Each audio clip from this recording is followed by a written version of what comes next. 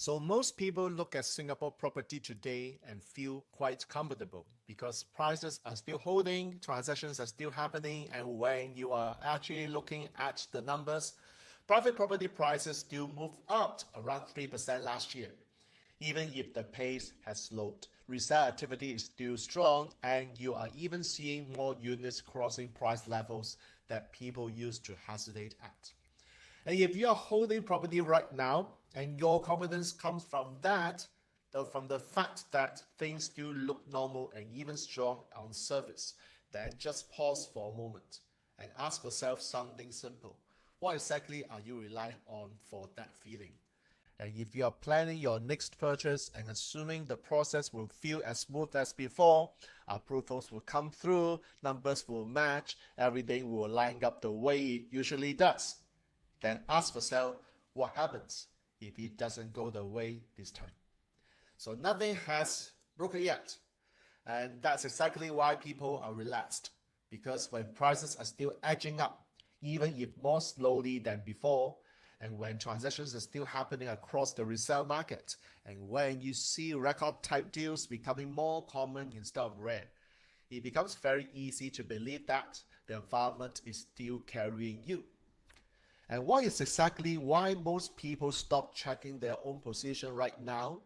Because when the outside looks fine, people assume the inside is fine too. But the part that affects you is not what you can see. It is what you are quietly depending on without really checking it properly.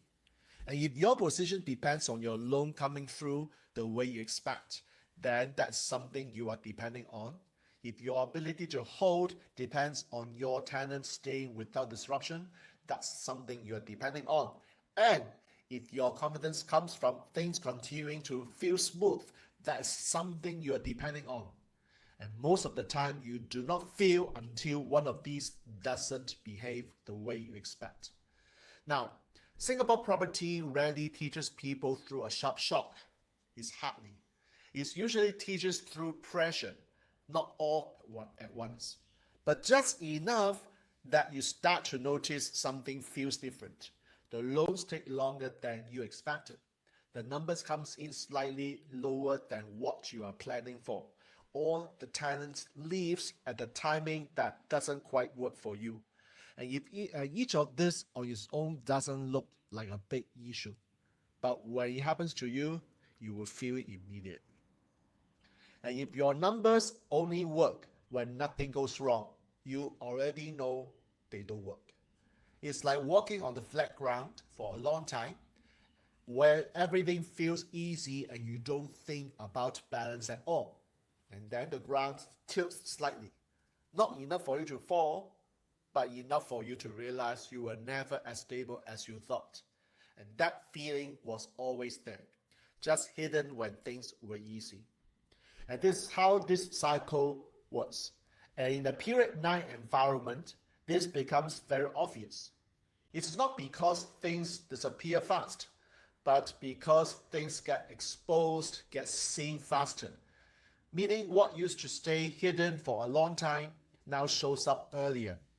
And what used to feel manageable now becomes noticeably sooner, especially when your position is tight.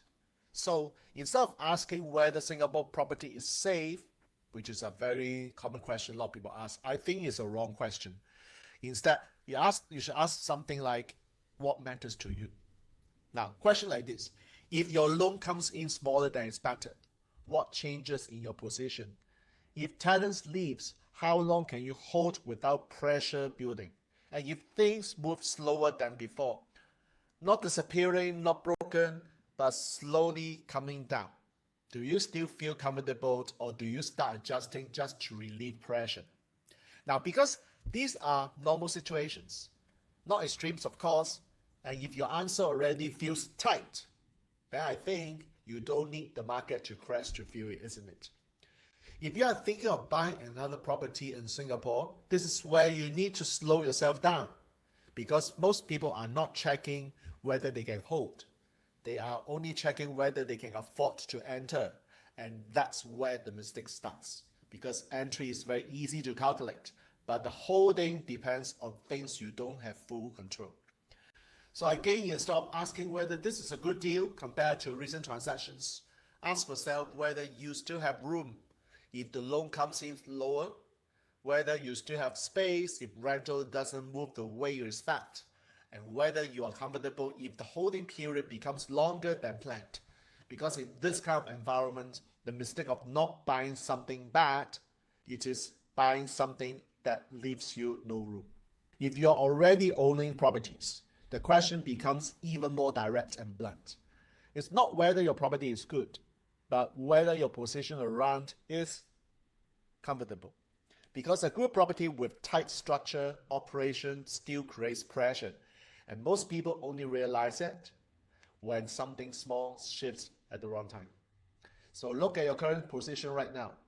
Not based on valuation or what you think is worth, but based on how long you can hold without depending on everything goes right. Because if your ability to hold depends on things staying smooth, steady, then your position is already tighter than you think. A worst case scenario. Most people do not get into trouble because they bought the wrong property. They will get into trouble because they could not hold when conditions have changed. And by the time they realize it, decision is no longer theirs, but someone else. Some people think they are investing, but if you look closely, they are depending. Well, depending on what? Depending on financing, depending on talents, depending on things continuing the way they have been, and that works when environment is okay. But if you look carefully, things are already not as easy, not okay as before. Again, it's not because prices drop. Don't get me wrong, but because the way things move is starting to feel different. And if this makes you feel uncomfortable, this is a good thing, because that's usually when clarity starts.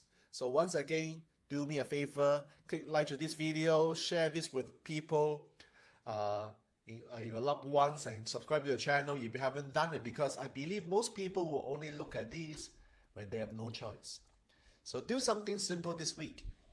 Take one property and look at it properly. And not the story you tell yourself, of course, but really the actual numbers behind it. And be honest about where it starts to feel tight. And if you are planning your next purchase, don't just ask whether it's a good deal. Instead, ask whether you still have room if things do not go exactly the way you expect. Because once you see this clearly, you stop guessing and assuming you see the reality. And in this kind of environment in period 9, the people who do well are not the ones who bought the best asset. They are the ones who never got pushed into a position they have no room left.